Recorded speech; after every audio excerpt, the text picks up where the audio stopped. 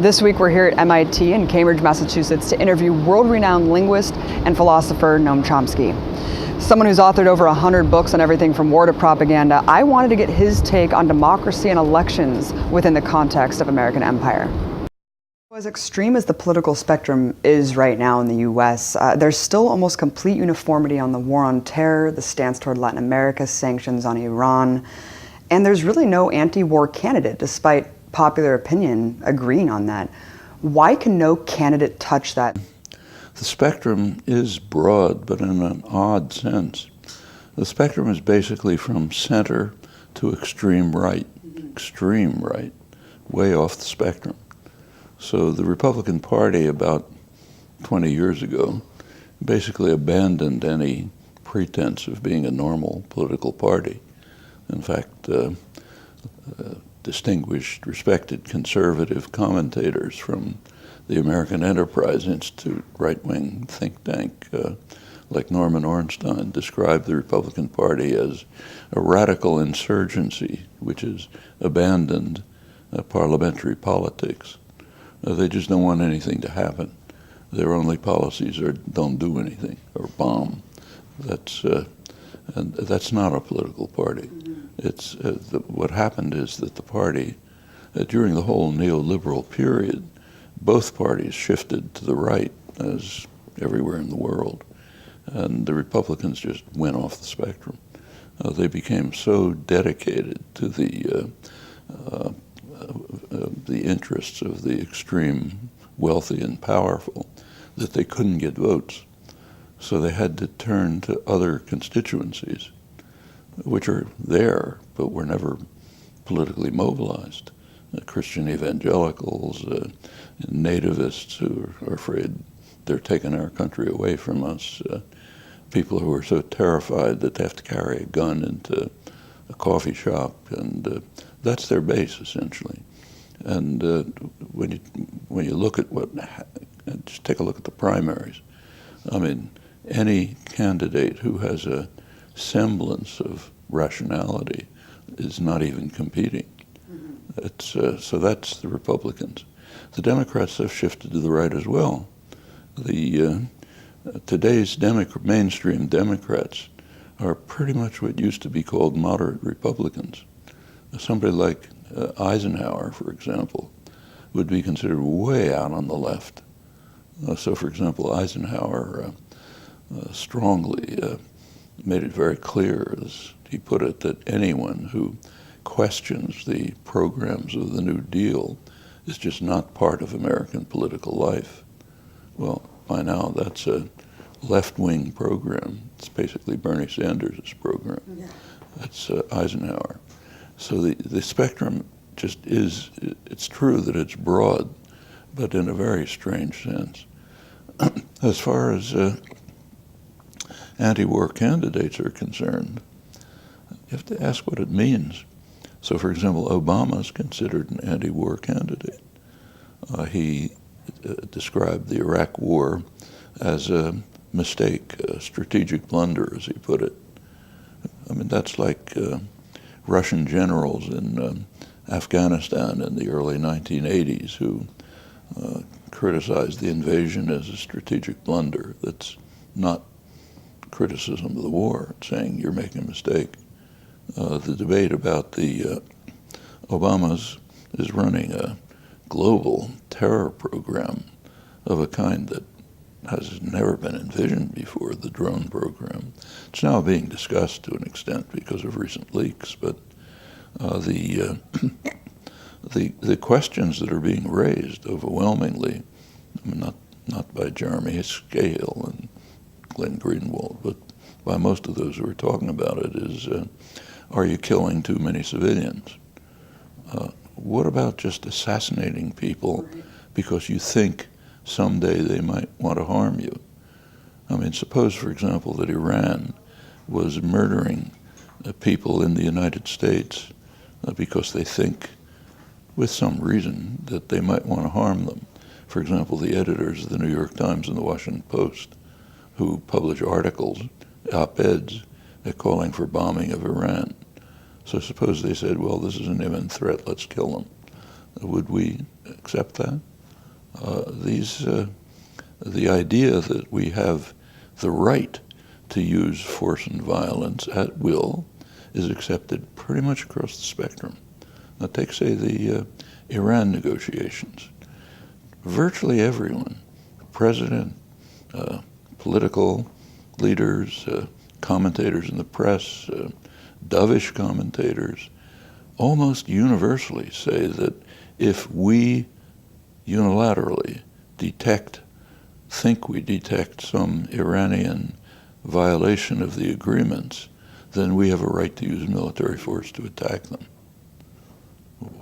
I mean, that's just outlandish in terms of international law and practice, but it's universal, virtually universal. You have to go way to the margins to find somebody who'll question that. And there's not even a mild critique of the assassination program or even the war on terror, the premise, from any of these candidates.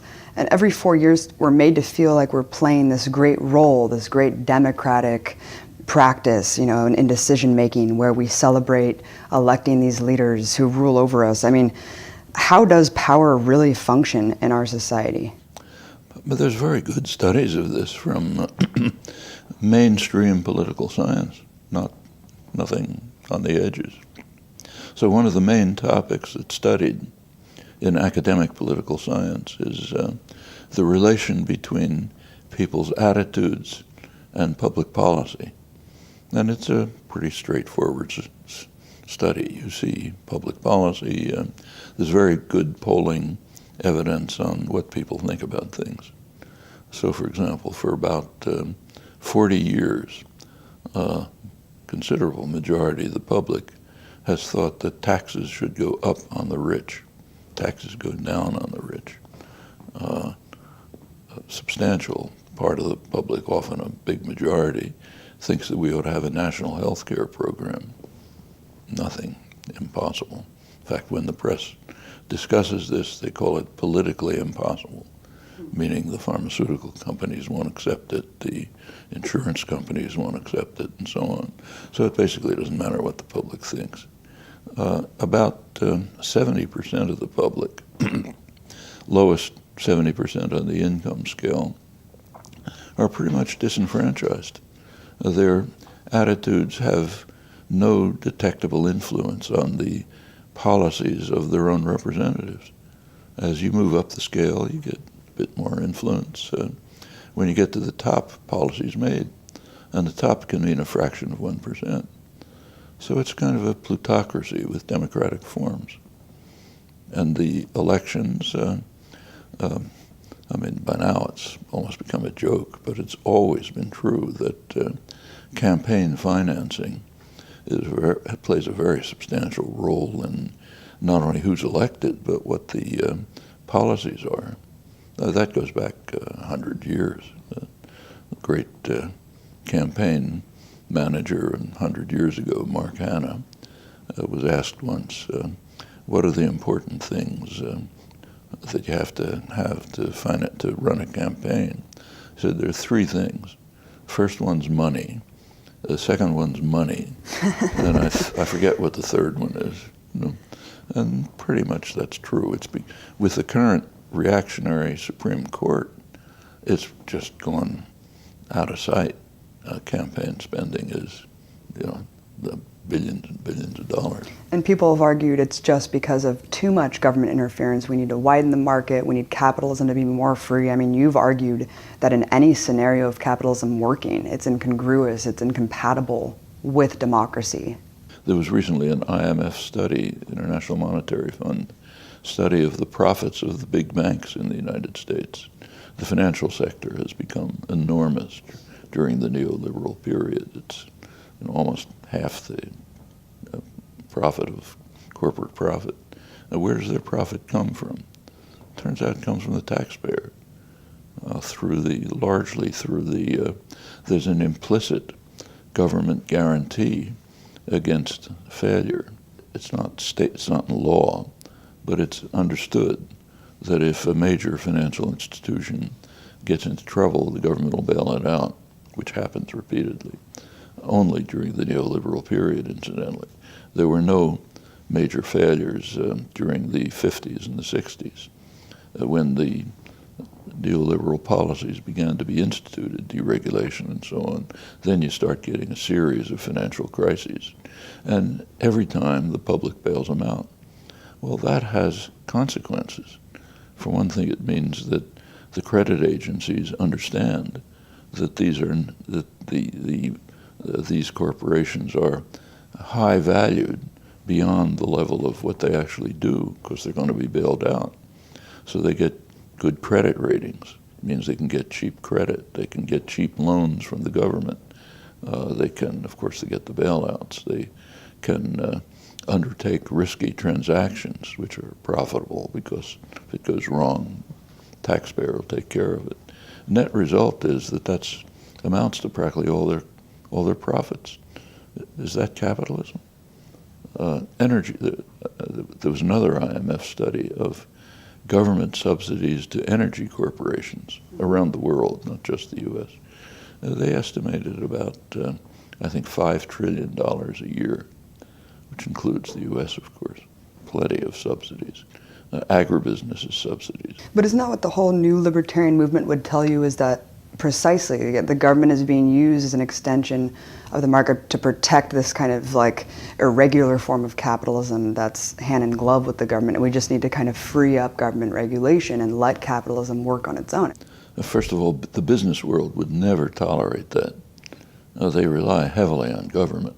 But if you did follow the libertarian prescription, what are called remember, what's called libertarian in the United States has nothing to do with traditional libertarianism. It's a kind of ultra-right capitalist, anarcho-capitalism, they call it. If that was allowed to function, the whole society would collapse, and we turn to total tyranny. We would have tyranny of unaccountable private institutions. Private concentration of capital is totally unaccountable to the public. It's absolute tyranny. The only thing that protects the public from predatory capitalism is some degree of state intervention.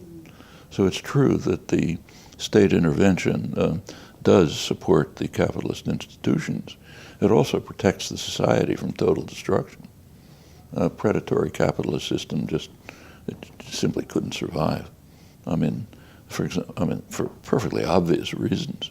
For one thing, it wouldn't care about externalities, effects on others. So within no time, it would destroy the environment simply by destroying resources, pouring carbon dioxide into the atmosphere. Who cares? Furthermore, there would be no public goods. The markets, there's an ideology which claims that markets provide freedom of choice, so they're kind of democratic. That's not true, and we all know it's not true. So, for example, suppose I want to get home this evening. The market does offer choices. A Ford or a Toyota doesn't offer the choice I want, which is a public transportation system. That's not part of the market. The market focuses you on individual consumption of consumer goods, period. Is that what you want in life? Just more and more gadgets around? There are lots of other things in life which the market doesn't even offer. So what's called libertarianism is a prescription for complete disaster. I don't think the people advocating it understand this. I'm not criticizing them, but just think it through. And I should say it's very anti-libertarian.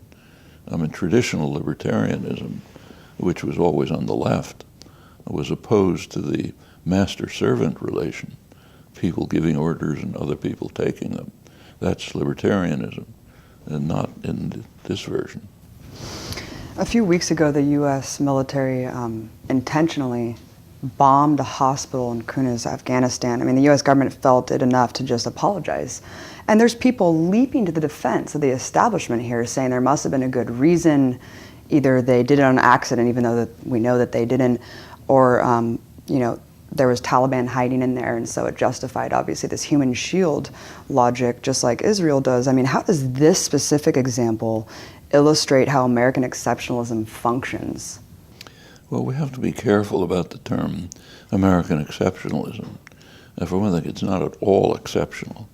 Every imperial power has behaved the same way, sometimes worse. So it's just normal imperial practice.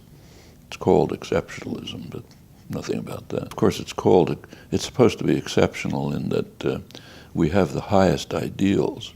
So maybe we make mistakes, but it's always with the highest ideals. That's American exceptionalism. Except that, too, is true of just about every imperial power. So when the British were destroying the world, they were always doing it with the absolutely highest ideals, the leading figures, leading intellectuals, people like John Stuart Mill, estimable people, were describing England as an angelic country beyond anything that anyone's ever imagined. People can't understand how marvelous we are, and so on. The French were the same. It's hard to find an exception. So there's no exceptionalism.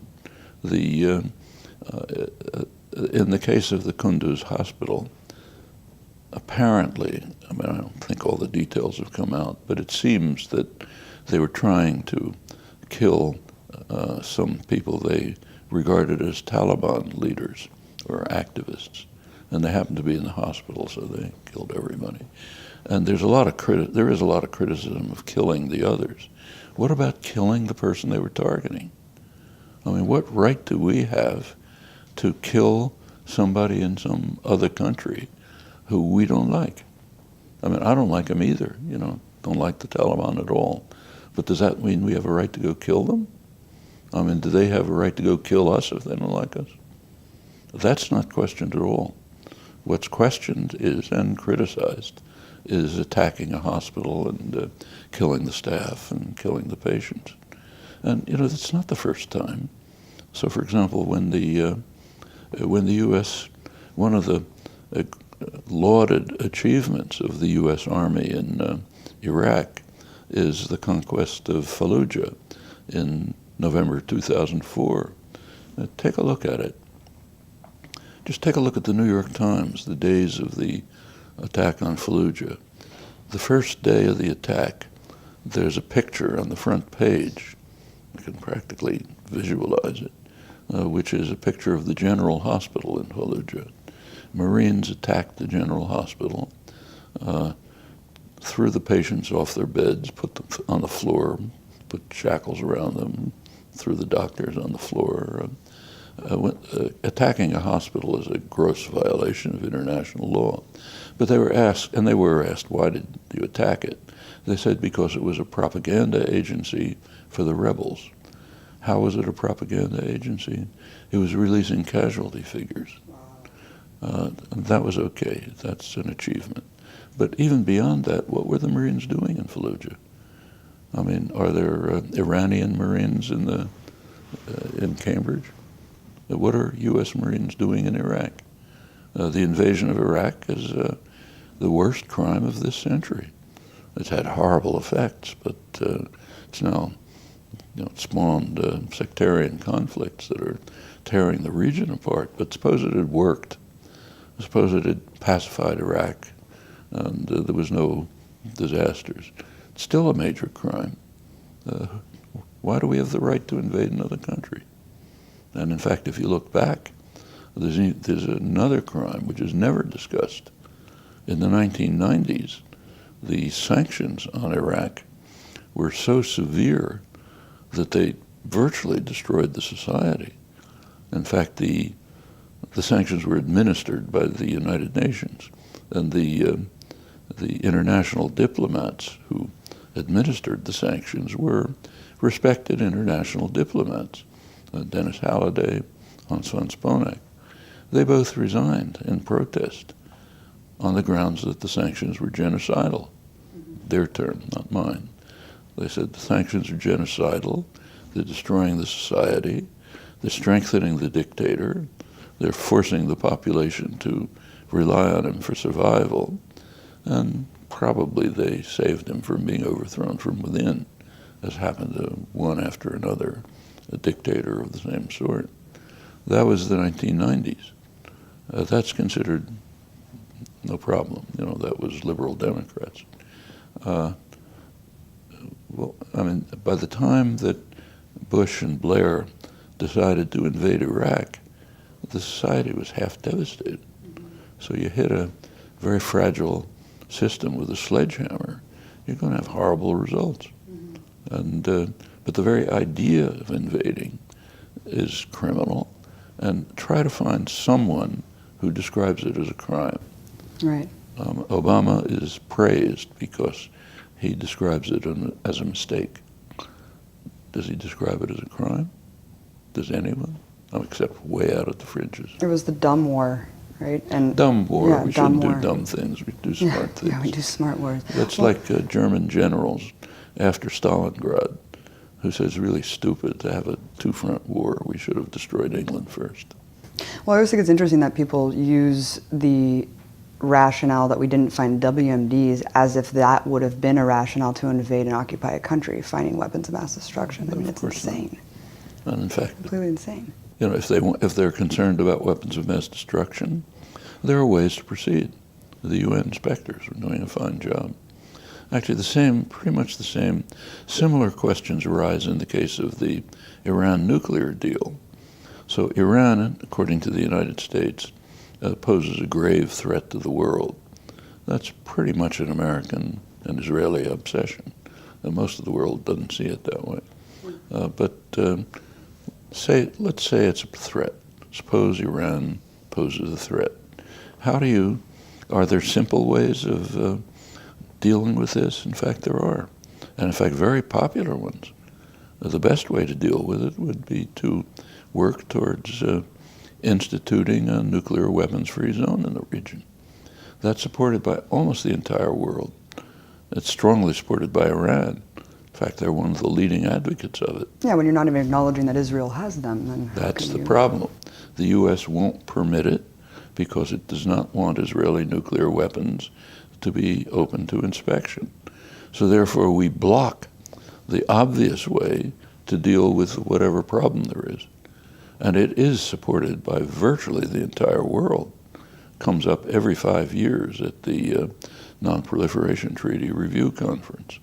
And in fact, the continuation of the Non-Proliferation Treaty is actually contingent on doing this.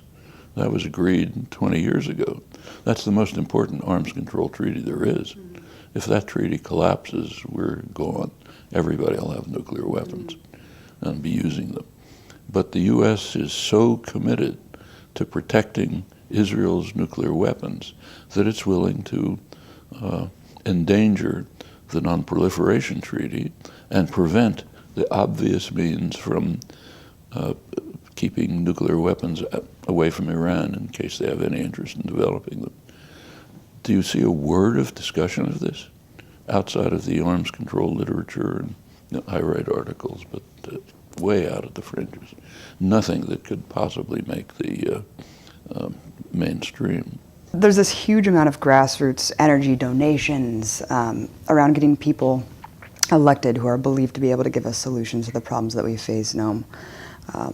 What do you think we should be focusing our energy on? Take, say, the Bernie Sanders campaign, which I think is important, impressive. He's doing good and courageous things. He's organizing a lot of people. That campaign ought to be directed to sustaining a popular movement which will use the election as a kind of an incentive, but then go on. And unfortunately, it's not. When the election's over, the movement's going to die. And that's a serious error. The only thing that's going to ever bring about any meaningful change is ongoing, dedicated, popular movements which don't pay attention to the election cycle. It's an extravaganza every 4 years. You have to be involved in it, so fine. We'll be involved in it, but then we go on. If that were done, you could get major changes.